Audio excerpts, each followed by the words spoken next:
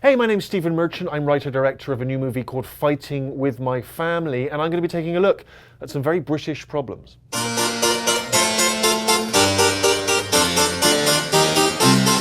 So these are from Reddit, and ShortFuse89 posted, when you open a packet of sausages, you never know which is the first of the links. This is one of the great existential questions of our age. Which is the first of the sausage links? And this has exercised many of the great British philosophers and thinkers. Bertrand Russell, you know, one of the great thinkers of the 20th century, I know. This actually drove him insane eventually, and he wound up in a mental institution. And so I find the best thing to do is just to snip the sausages, you know, off and then just fry them up in a pan. And if you eat the problem, then a problem eaten is a problem solved, I always think. I Am posted, got tea at a to-go coffee shop. They clearly made it milk first.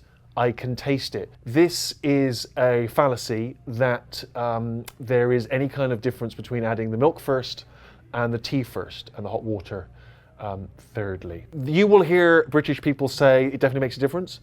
That's nonsense. I have done a series of tests on this. In fact, my 3 years at Oxford University were spent solving this very problem. Well, year one was figuring out which of the sausage links is first. And then once we dealt with that problem, we came to the tea, the best way of making tea. My feeling is pop the tea bag in, add the hot water, let that steam for a little, let that stew for a little bit, then add the milk. Personally, that's my method. That's 2 years of a university education. If you wish to go off-road and do it your own way, good luck to you. Ben is back posted, working in an office and being expected to sign everyone's birthday card, even if you have no idea who they are. This, my friend, is one of the great stresses of modern office work. I agree. The card is very often smuggled in some kind of anonymous envelope. It's slipped to you. You are now living in fear that the person whose birthday is may spot you as you're signing the card. You blow the whole thing wide open. What I tend to do is feign a heart attack. As soon as the card comes to you, just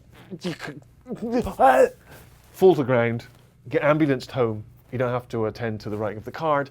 You don't have to come up with an amusing message, and you don't have to attend any laborious office drinks, birthday drinks. That's my solution for many things. Feign a heart attack. Inconsistent32 posted, when the pathetic British drizzle is not strong enough for you to have your wipers on constant, so you have to manually do it every time. I've spent most of my life in the UK. I've driven a car since I was 18, and I've never encountered this problem. This sounds to me like a man whose wipers are broken, and he does not have any intermediate settings. It's either on or off to him. So I would suggest replacing your car. DJ NCU posted, a recorded tannoy announcement for the late running of a train is not an acceptable apology. This is absolutely right. Any kind of recorded message is not acceptable to an Englishman. If your train is running late, the owner of that particular rail company should take the next available train to your station, where they should personally apologize, make you a gin and tonic, and they should very gently you off to climax. That's the British way. The Seeker's Lighthouse posted, feeling a pang in my gut whenever I see the word colour, spelt C-O-L-O-R, instead of colour, C-O-L-O-U-R, on photography groups. You've hit on something interesting here. Americans spell words incorrectly. Colour clearly should be spelled with an arbitrary U. There's no need for it. It's just the way it's done. The word jail, often Americans will spell J-A-I-L, whereas of course it's correctly spelled in the Old English method, G-A-O-L. But that's how it's spelt by British people, because we know how to spell English. We are English. My user Nom posted, 99 pence for a small bottle of water.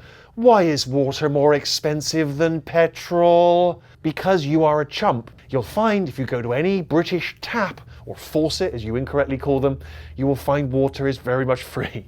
It comes out, it gushes out, you can have cold, you can have hot, so stop paying stupid money for water.